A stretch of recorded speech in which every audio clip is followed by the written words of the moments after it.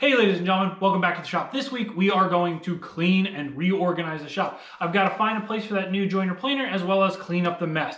Last 3 or 4 projects haven't been cleaned up fully, as well as the huge mess that we created when we did that joiner planer. So we've got a whole bunch of wood to reorganize, a whole bunch of stacking of lumber, as well as a little reorganization to kind of really set up the lathe station in a different way and make room for some different tools. So follow along, see how we get set up.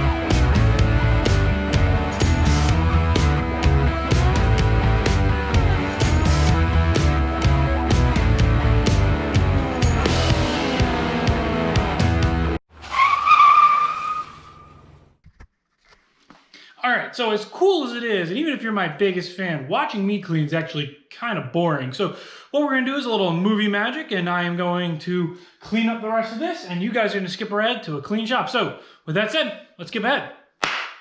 And here we are. The shop is now cleaned, and it is radically different. As you can see behind me, it doesn't look the same as it did in the last shot. That's because not only did I clean my shop, but I actually ripped it down to its base and rebuilt it. And so what we're gonna do now is a little bit of a shop tour so you can get a new idea, but we have totally reorganized the shop, how it is laid out to give a better space, but also to make it cleaner and more usable. So I'm gonna go start from the beginning and give you guys a full shop tour.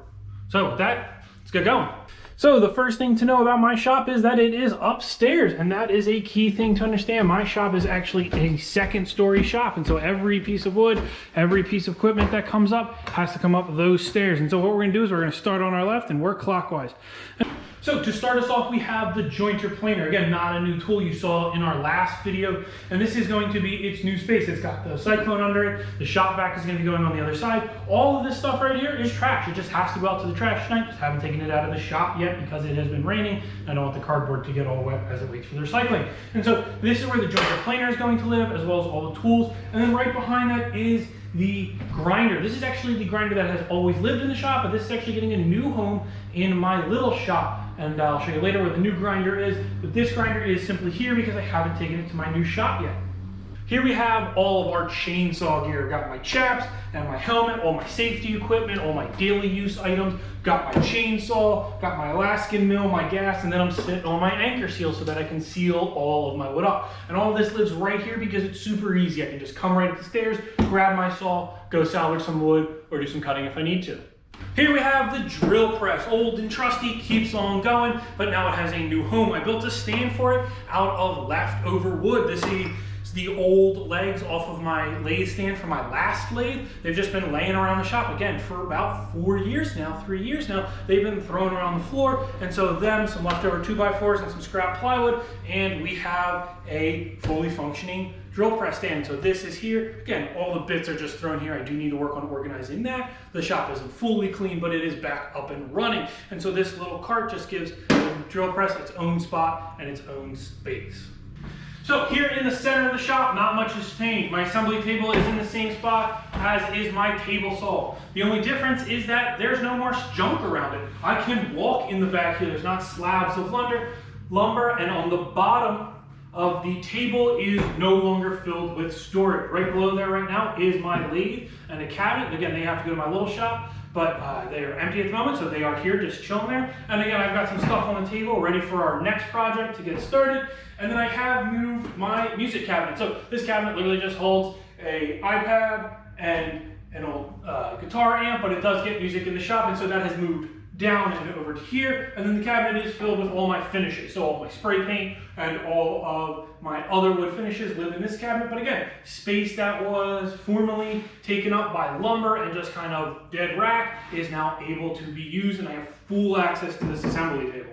Now here we are in the back of the shop, and this is where the biggest changes have occurred. There is no longer a workbench back here. The music cabinet is no longer there, and there is no longer a just pile of junk on this whole wall. Instead, I have cleaned out this whole area. And so what we have is wood storage. Over here, I have my dried bowls, and this is all the bowls that are older than 1 year. So any one of these bowls can be picked up and turned. Grab them, check what they are off in the book, and then hit the lathe. So these are all right here, and I am going to be making a matching shelf to go right there. These shelves I designed to be made out of a half a sheet of plywood, and so I'm simply going to pick up another 3/4 sheet of plywood and make one more matching shelf to go there to hold more bowls. Here we have the big shelving unit. This was the big build. This does get a lot of my storage options fixed and finished out. Up top is my wood hoarding. I can't lie, I hoard wood, and so these are all my short scraps, offcuts, small pieces, and most of these are gonna get turned into bottle opener and bottle stopper, probably some chaos blanks, but they're all living up here. Down here we have raw wood, and so I have all of my burl here, my koa on the end, and then down below we have the domestic wood. So I've got cherry, maple, sycamore, oak, and walnut. And so that all is right here, and it's a great way to organize it. I can say if I want to work on a piece or I need a species, I know right where it is, right on these shelves.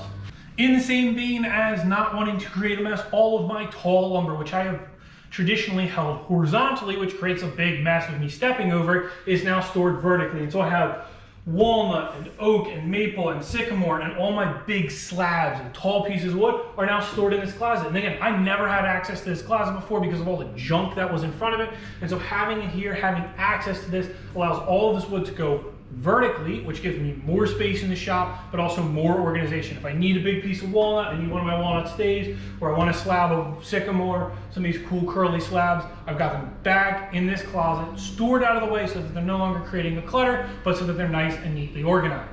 Here we have our green wood drying. So this is all of the green wood that is less than a year old. So once it hits a year, it migrates from this shelf to the one behind you that we just looked at, and all of these bowls are drying. So as they dry, once they hit a year, they move and they get ready to turn. So these are all still green, some of these rather recent, some of them about to come off. And then these are the offcuts. And so when I cut a piece of wood in half, I cut a log in half, and I get two side pieces, which become bowl blanks, but I also get a middle core with the pith in it. I cut that pith section out, and you get two side sections, and these two side sections live here on the shelf, and they slowly dry. And once these pieces are dry, they migrate over to the lumber rack, but it gives me much more pieces of wood to work with. Again, these are bottle opener and top and box blanks just waiting to go, and they live here on this. Again, wood that traditionally would be wasted is saved. And again, this is actually made from an old failed shelving idea I had for show displays. Wasn't structural enough, so I just screwed two of them together and threw some scrap wood across, and we get this rack. Again, not perfect. The weight on these is starting to bow the shelves a little bit, but it will hold it, and it is a great way to use up what was just kicking around the shop, wasting space, into a nice new storage cabinet. So in capitalizing on all the space I had, I made all of my clamps store right here on this lumber rack. So I've got all my long clamps across the top. I've got all my small clamps here on the side. Again, just a simple piece of wood screwed on that they all bite onto, but it keeps all of my clamps in one easy to manage, clean space, so that when I'm working a project and I do need to get my clamps, I know exactly where they are, where they belong, and they're not all over the place creating a mess. And here we have the transitional space. We have another closet. This is filled with my show display. So my ladder racks, all the shelving, my display banner holder, all of this lives in this closet. Again, never had access to this closet before, so having this space means that these pieces are now no longer taking up valuable shop space, but are still well stored. I have a pile of tools on the floor. Again, my old jointer, my old planer, old tools that I no longer need that I will be getting rid of. And then over here we have the bandsaw area. So we have our bandsaw, same space, same place. This isn't moving. I like where it is. And we have scrap wood. These are all of my shorts, my offcuts of boring wood. So this is plywood and 2x4s.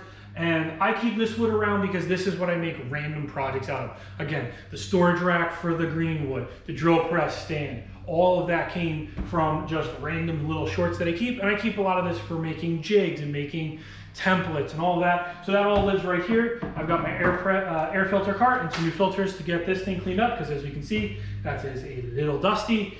And so this is the last section of the shop until we get to the main focus of my shop, the lathe area.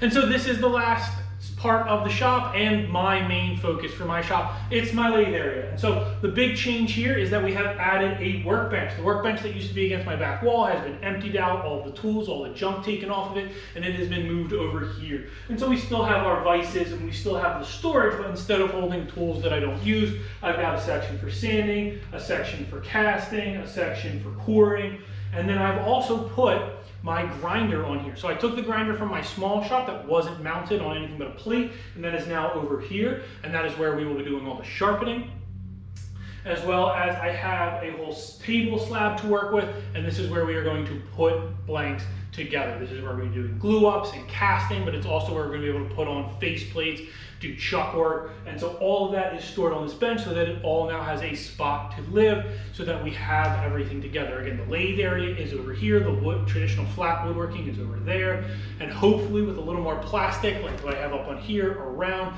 we would keep most of the mess from the lathe right here so that the shop never gets as dirty as it just was. So with that said, that's the shop tour.